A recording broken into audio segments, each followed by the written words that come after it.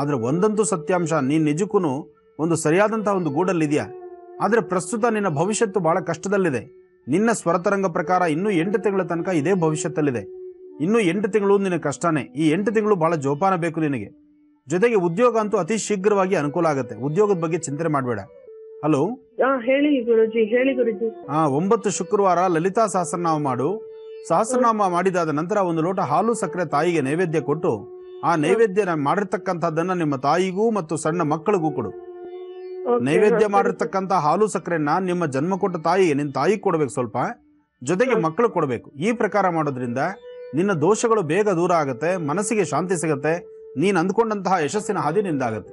ಧನ್ಯವಾದ ಜಯಶ್ರೀ ಅವರೇ ಕರೆಯನ್ನ ಮಾಡಿದ್ದಕ್ಕಾಗಿ. ಮತ್ತೊಂದು ಕರೆಯನ್ನ ಸ್ವೀಕರಿಸೋಣ. ಹಲೋ. ಹಲೋ, ನಮಸ್ತೆ. ಹಲೋ ನಮಸ್ತೆ.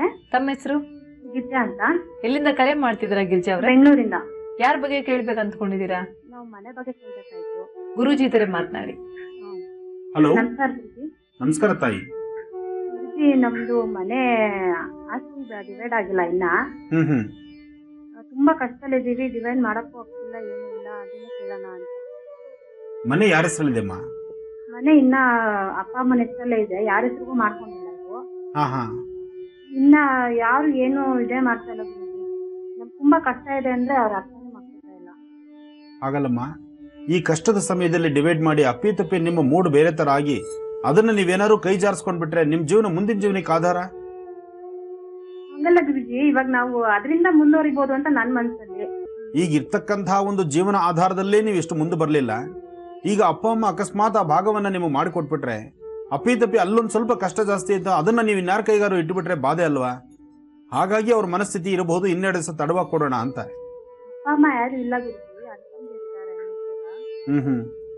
ಅಂದ್ರೆ ಈಗ ನೀವೇ ಕೂತು ತೀರ್ಮಾನ ತಂದುಕೊಳ್ಬೇಕು. ಗುರುಜಿ, ಯಾರು ಡಿಸೈಡ್ ಮಾಡ್ತಾ ಇಲ್ಲ ಗುರುಜಿ. ನಮ್ಗೆ ಅದೇ ಚಿಂತೆ ಆಗಿದೆ. ಏನ್ ಕೈ ಕೊಡ್ತಿರ್ತಾರ ಹೆಂಗೆ ಅನ್ನೋದು ಭಯ. ಏನೂ ಆಗೋದಿಲ್ಲ. ನಿಮ್ಮ ಮನೆ ದೇವರ ಪ್ರಾರ್ಥನೆ ಮಾಡಿ 4 ಮಂಗಳವಾರ ಲಕ್ಷ್ಮೀ ನರಸಿಂಹಸ್ವಾಮಿ ದೇವಸ್ಥಾನಕ್ಕೆ ಹೋಗಿ ಸ್ವಾಮಿ ಸಾನ್ನಿಧ್ಯದಲ್ಲಿ ತೊಗರಿ ಬೇಳೆ ಮತ್ತು ಬೆಲ್ಲ ಕೊಟ್ಬಿಟ್ಟು ಬನ್ನಿ. ನರಸಿಂಹ ದೇವರಿಗೆ ತೊಗರಿ ಬೇಳೆ ಮತ್ತು ಬೆಲ್ಲ ಕೊಡೋದ್ರಿಂದ ನಿಮ್ಮ ಮನಸ್ಸಲ್ಲಿ ಇರ್ತಕ್ಕಂಥ ಸಂಕಲ್ಪ ಪರಿಪೂರ್ತಿ ಆಗತ್ತೆ. ಒಳ್ಳೆದಾಗ್ಲಿ. ಧನ್ಯವಾದ ಗಿರಿಜಾ ಅವರೇ ಕರೆಯನ್ನ ಮಾಡಿದ್ದಕ್ಕಾಗಿ. ಮತ್ತೊಂದು ಕರೆಯನ್ನ ಸ್ವೀಕರಿಸ್ತೀನಿ. ಹಲೋ. ಹಲೋ, ನಮಸ್ತೆ. ನಮಸ್ತೆ ಮೇಡಮ್. ತಮ್ಮ ಹೆಸರು? ನನ್ನ ಹೆಸರು ಮಂಜು ಅಂತ ಮೇಡಮ್. ಎಲ್ಲಿಂದ ಕರೆ ಮಾಡ್ತಿದ್ದೀರಾ ಮಂಜು ಅವರೇ? ನಾವು ಬೂದ್ಗೆರೆಯಿಂದ ಮೇಡಮ್. ಬೂದ್ಗೆರೆಯಿಂದ. ಯಾರ ಬಗ್ಗೆ ಕೇಳ್ಬೇಕು ಅಂದ್ಕೊಂಡಿದ್ದೀರಾ?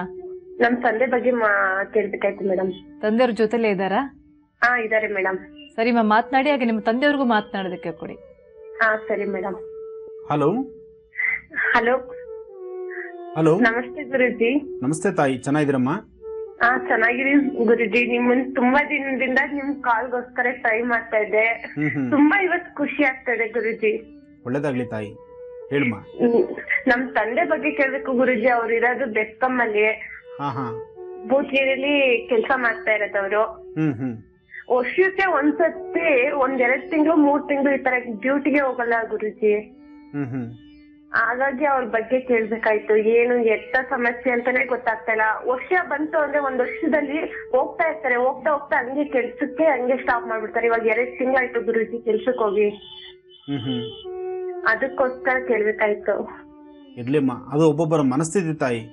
ಯಾಕೆಂದ್ರೆ ಜೀವನದುದ್ದಕ್ಕೂ ಕಷ್ಟ ಬಿದ್ಕೊಂಡು ನಿಮ್ ತಂದೆ ಅವ್ರ ಬಾಲ್ಯದಿಂದ ಏನೆಲ್ಲ ಶ್ರಮ ಪಟ್ಟಿರ್ತಾರೆ, ಎಷ್ಟೆಲ್ಲ ಕಷ್ಟ ಅನುಭವಿಸಿರ್ತಾರೆ ಅಂತ ಒಮ್ಮೆ ಕೂತು ಆಲೋಚನೆ ಮಾಡ್ತಾಯಿ. ಇವತ್ತಿನ ದಿವಸ ನಿಮಗೆ ಇಷ್ಟು ರೆಕ್ಕೆ ಬಲ್ತು, ನೀವು ದೊಡ್ಡವರಾಗಿ ನೀವು ಒಂದು ಸ್ಥಾನದಲ್ಲಿ ಇರ್ಬೇಕಾದ್ರೆ ನಿಮ್ ತಂದೆ ಪಾತ್ರ ಎಷ್ಟು ದೊಡ್ಡದು ಅನ್ನೋದನ್ನ ಚಿಂತನೆ ಮಾಡ್ಬೇಕಲ್ವಮ್ಮ? ಮಾಡ್ತೀವಿ ಗುರುಜಿ. ಅವರು ಕೆಲ್ಸಕ್ಕೆ ಹೋದ್ರೆ ಕೆಲ್ಸದ ಕಡೆನೇ ಗಮನ ಇರುತ್ತೆ ಗುರುಜಿ. ಕರೆಕ್ಟ್ ಅಮ್ಮ. ಜೀವನದಲ್ಲಿ ಇಲ್ಲಿವರೆಗೂ ಸಾಕಷ್ಟು ದುಡಿದಿದ್ದಾರೆ. ಇನ್ನು ಮುಂದೆ ದುಡಿಬೇಕಾದ್ರೆ ದೇಹ ಆಯಾಸ ಅನ್ಸುತ್ತೆ.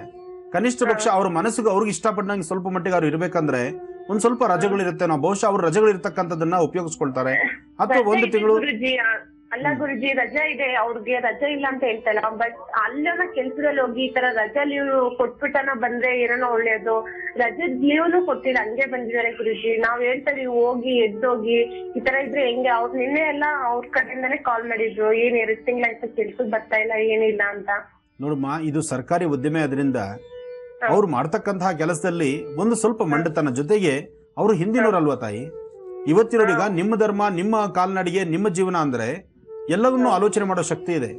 ಹಿಂದಿನವ್ರದ್ದು ಆತರ ಅಲ್ಲ. ಅವ್ರ ಪದ್ಧತಿಗಳೇನಂದ್ರೆ ಅವ್ರದೇ ಆದಂತ ಒಂದು ಪ್ರಿನ್ಸಿಪಾಲ್ ಇರುತ್ತೆ. ಕೆಲವ್ರನ್ನ ತಿದ್ದಿ ಬುದ್ಧಿ ಕಲಿಸ್ಲಿಕ್ಕೆ ಆಗಲ್ಲ ತಾಯಿ, ಅದು ಅವ್ರಿಗೆ ಅವರೇ ಅರ್ಥ ಮಾಡ್ಕೋಬೇಕಾಗತ್ತೆ. ಆದ್ರೂ ಹೌದಾ ಅವ್ರ ಮನಸ್ಥಿತಿ ಏನೇ ಇದ್ರು ನಿನ್ನ ಸ್ವರತರಂಗ ಪ್ರಕಾರ ನಿನ್ನ ಪರಿವಾರದಲ್ಲಿ ಯಾವತ್ತೂ ನಿಮಗೆ ತೊಂದರೆ ಆಗಲ್ಲ. ಒಳ್ಳೇದಾಗ್ಲಿ ತಾಯಿ.